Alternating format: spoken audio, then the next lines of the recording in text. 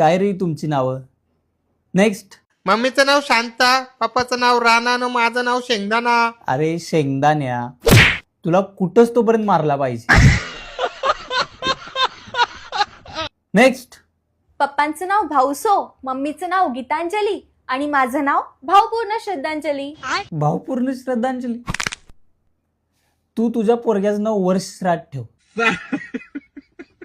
Next. मम्मीचं नाव ध्रुवा, पप्पांचं नाव मंगेश आणि माझं नाव ढुंगेश. ढुंगेश. अरे काय रे नाव, नंगेश पुंगेश ढुंगेश. नेक्स्ट. सर, माझ्या मम्मी पप्पांचं नाव लग्नात चेंज झालंय.